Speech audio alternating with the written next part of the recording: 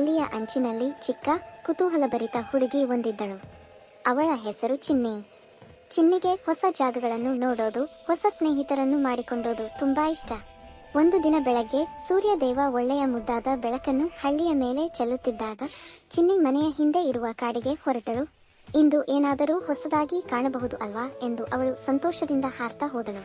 ಕಾಡಿನೊಳಗೆ ಕಾಲಿಟ್ಟಾಗ ಗಾಳಿಯೇ ವಿಚಿತ್ರವಾಗಿ ಗಿಣಿಯದಂತೆ ಕೇಳಿಸಿತು. ಪಕ್ಷಿಗಳು ಮಧುರವಾಗಿ ಹಾಡುತ್ತಿದ್ದವು, ಮರಗಳ ಎಲೆಗಳು ಮಿನುಗುತ್ತಿದ್ದವು. ಇದ್ದಕ್ಕಿದ್ದಂತೆ ಚಿನ್ನಿ ಪಾದದ ಬಳಿಯಲ್ಲಿ ಒಂದು ಚಿಕ್ಕ ಕಂಗೊಳಿಸುವ ಕಲ್ಲು ಕಂಡಿತು. ಅದು ಸಾಮಾನ್ಯದ ಕಲ್ಲಲ್ಲ, ಬಣ್ಣ ಬಣ್ಣವಾಗಿ ಮಿನುಗುತ್ತಿದ್ದದು. ಅಯ್ಯೋ, ಇದೇನೋ ಮಾಯಾ ಕಲ್ಲು ಅನಿಸುತ್ತಿದೆ ಎಂದು ಚಿನ್ನಿ ಹೇಳಿಕೊಂಡಳು. ಆಗಲೇ ಬುಟ್ಟಿನಿಂದ ಹಾರುತ್ತಾ ಒಂದು ಚಿಕ್ಕ ಬಿಳಿ ಮೊಲ ಹೊರಬಂತು.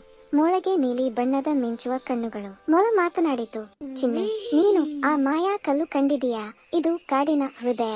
ಇದನ್ನು ಅದರ ಸ್ಥಳಕ್ಕೆ ಹಿಂತಿರುಗಿಸಬೇಕು, ಇಲ್ಲದಿದ್ದರೆ ಕಾಡಿನ ಮಾಯಾ ಶಕ್ತಿ ಕುಂಠಿತವಾಗುತ್ತದೆ. ಚಿನ್ನಿ ಆಶ್ಚರ್ಯದಿಂದ ಕೇಳಿದಳು, ಮೊಲ, ನೀನು ಮಾತಾಡ್ತೀಯಾ? ಮೊಲ ನಕ್ಕಿತು. ಈ ಕಾಡು ಮಾಯಾ ಕಾಡು, ಇಲ್ಲಿ ಎಲ್ಲರೂ ಮಾತನಾಡುತ್ತಾರೆ. ಚಿನ್ನಿ ಮತ್ತು ಮೊಲ ಇಬ್ಬರು ಕಾಡಿನ ಅಂತರಾಳಕ್ಕೆ ಪ್ರಯಾಣ ಶುರು ಮಾಡಿದರು. ಅವರು ದಾರಿ ಮಧ್ಯೆ ಹಲವು ಪ್ರಾಣಿಗಳನ್ನು ಭೇಟಿಯಾದರು. ಚಿಕ್ಕ ಗಿಚ್ಚು ಅವರ ದಾರಿಗೆ ಹೂವಿನ ಹಾದಿ ಬಾಳಿತು. ಗೂಬೆ ದಿಕ್ಕು ತೋರಿಸಿತು. ಮೀನುಗಳು ಕೆಲವು ಹೊಳೆಯ ಮೇಲೆ ನೆರವಾಯಿತು. ಕಾಡು ತುಂಬಾ ಮಿನುಗುತ್ತಿತ್ತು. ಚಿನ್ನಿಗೆ ಇಷ್ಟು ಸುಂದರ ಜಗತ್ತು ಮೊದಲು ಕಾಣಿಸಲೇ ಇರಲಿಲ್ಲ. ವಿಶೇಷವಾಗಿ ಅವರು ಒಂದು ದೊಡ್ಡ ಕಲ್ಲಿನ ಗುಮ್ಮಟದ ಬಳಿ ಬಂದರು. ಅಲ್ಲಿ ಒಂದು ಮಿನುಗುವ ಮಾಯಾ ಕೊಳ ಅಲ್ಲಿತ್ತು. ಅದನ್ನೇ ಕಾಡಿನ ಹೃದಯ ಎಂದು ಕರೆದರು. ಚಿನ್ನಿ ನಿಧಾನವಾಗಿ ಆ ಮಾಯಾ ಕಲ್ಲನ್ನು ಆ ಮಾಯಾ ಕೊಳದಲ್ಲಿ ಇಟ್ಟಳು. ಇದ್ದಕ್ಕಿದ್ದಂತೆ ಕಾಡಿನೆಲ್ಲೆಡೆ ಬೆಳಕು ಚೆಲ್ಲಿತು. ಪಕ್ಷಿಗಳು ಕೂಗಿದವು, ಮರಗಳು ತೇಲಿದವು, ಹೂವುಗಳು ಮಿನುಗಿದವು.